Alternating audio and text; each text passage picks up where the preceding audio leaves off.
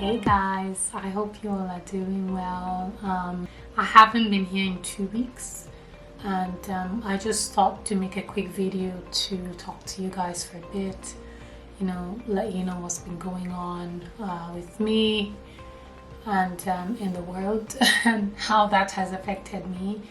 And yeah, I just really want us to just talk, so this is not an educational video. I just really want to connect with you guys. So if you've never seen me before, you've never been to my channel, my name is Lola, and I live in Toronto, Canada, where I share my lifestyle as a Canadian immigrant, and also I share some educational content for those who are intending to immigrate to Canada.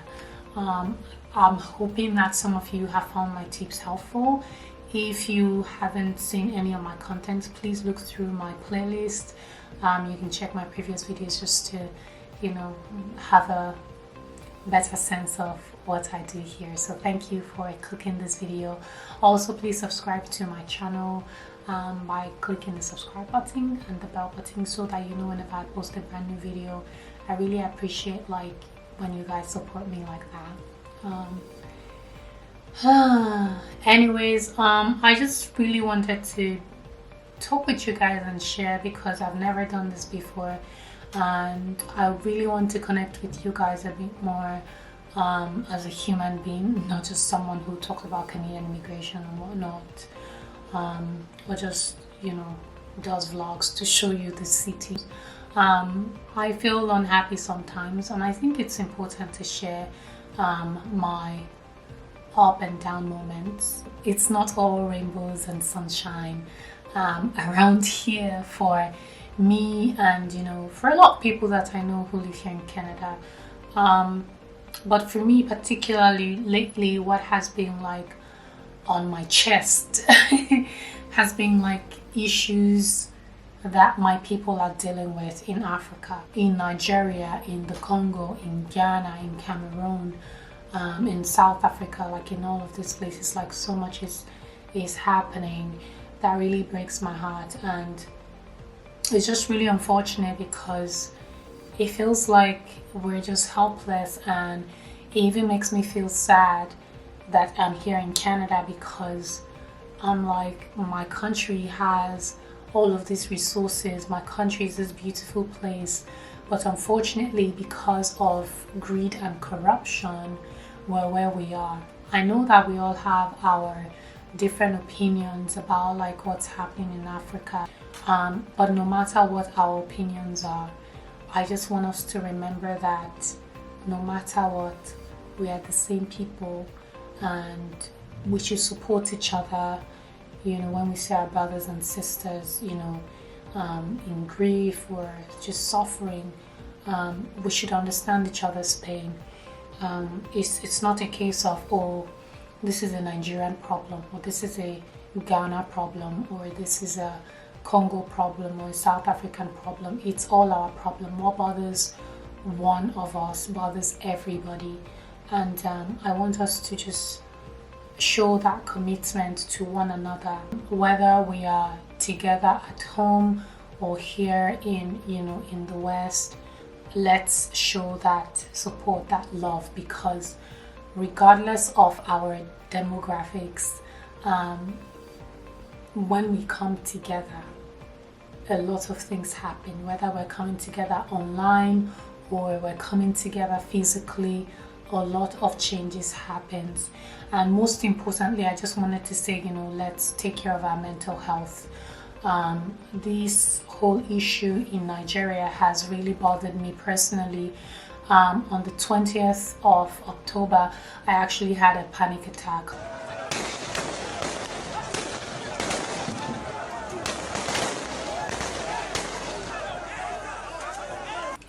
My heart was beating out of my chest. I felt like I was going to pass out. I had to medicate myself to sleep, and it's just really unfortunate that with everything that has happened with SARS, the police brutality in Nigeria, it's just really unfortunate because it seems like there's really no end to this. There is no resolve. There is nothing that's going to be done. Apparently, it's taking so long for there to be sanctions to say, okay, this has to end. This is not going to happen anymore. Imagine where you've had like thousands of cases of police brutality in Nigeria.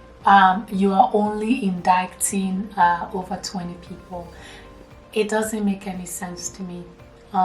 We need to be taken more seriously. And for those of you who do not know what the End SARS protest has been about, so SARS is like a division of the police force, and it's supposed to be a special anti-robbery squad that was set up by the country to actually combat robbery. But ironically, they now happen to be the ones committing the robbery. The reason why they actually carry out on civil duties like committing robbery when you're a police officer is just because they probably feel intimidated by people who look better than they are and even younger.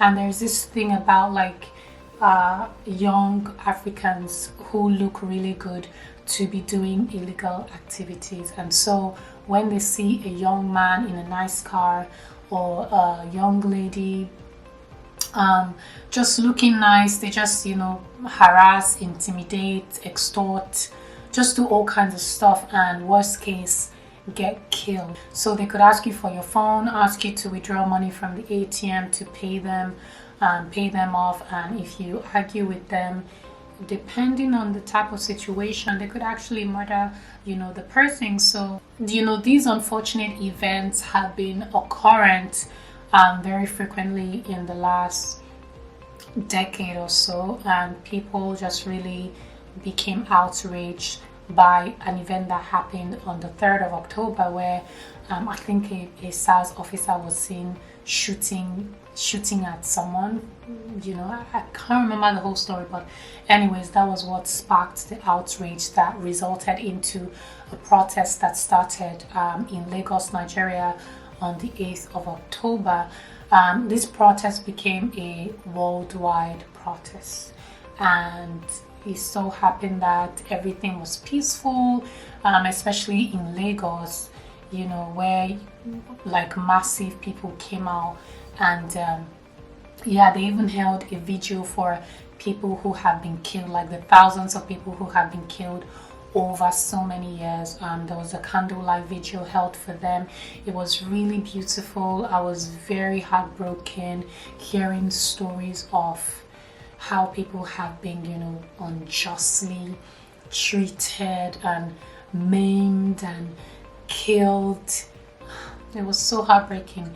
And then after the candlelight vigil on the eve of October 20th, the worst happened, where the Nigerian army opened fire on peaceful protesters after a curfew was declared only a few hours before that massacre happened. That's what it was. It was a massacre. I don't know how you just open fire on people who were paying respect to the country, just asking to be alive, asking for injustice and wickedness and corruption to stop. I don't know how that happens. And it so happened that the Nigerian government didn't do much about it, even with all of the buzz that this created, even in the international space. And then 2 days after, our president finally spoke, and his speech left us speechless. And this is what he sounded like.